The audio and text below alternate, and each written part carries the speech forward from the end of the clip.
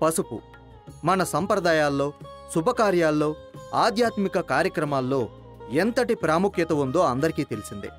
ఈ పంట చల్లని వాతావరణంలో బాగా పెరుగుతుంది.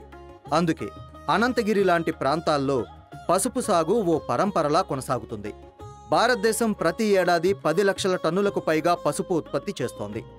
అందులో తెలంగాణ పసుపుకు ప్రత్యేకమైన వాసన, ఆకర్షణీయమైన రంగు, ఎక్కువ కర్ప్యూమిస్ వలన ప్రపంచవ్యాప్తంగా గుర్తింపుంది. ఇప్పుడు మనం వికారాబాద్ దగ్గర అనంతగిరి ప్రాంతానికి వచ్చాం. ఇక్కడి పసుపు రైతులు తమ భూమిలో పోషక లోపాన్ని ఎలా తీర్చుకుంటున్నారు, ముఖ్యంగా పొటాష్ మరియు ఇతర పోషకాలను పునరుద్ధరించి మా సేంద్రియ ఉత్పత్తైన కేరిచ్ ద్వారా నేల ఉత్పాదకతను ఎలా మెరుగుపరుస్తున్నారో తెలుసుకుందాం. నమస్కారం, నా పేరు చంద్రకాంత్ రెడ్డి.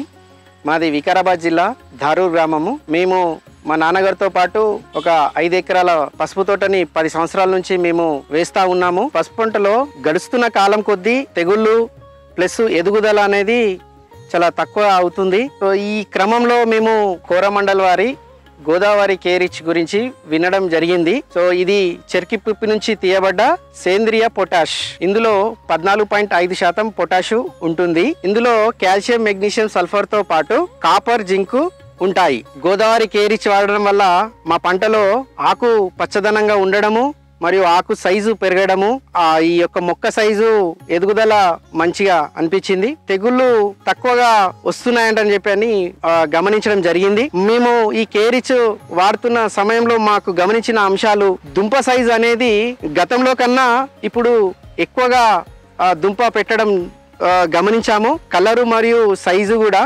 సో దీనికి మనం ఇట్లా రావడం వల్ల మనకు మార్కెట్లో ఈ యొక్క పసుపు యొక్క డిమాండ్ అంటే ధర ఎక్కువగా మాకు పలికే అవకాశం ఉంది. కావున ఈ కేరిచ్ ఉపయోగం చాలా మంచిగా ఉంది. మార్కెట్లో మాకు ఇప్పుడు ఉన్న ప్రజెంట్ సిచ్యువేషన్లో అయితే మాకు దిగుబడి 35 క్వింటల నుంచి 40 క్వింటల వరకు వస్తాయని చెప్పి ఆశిస్తూ ఉన్నాము.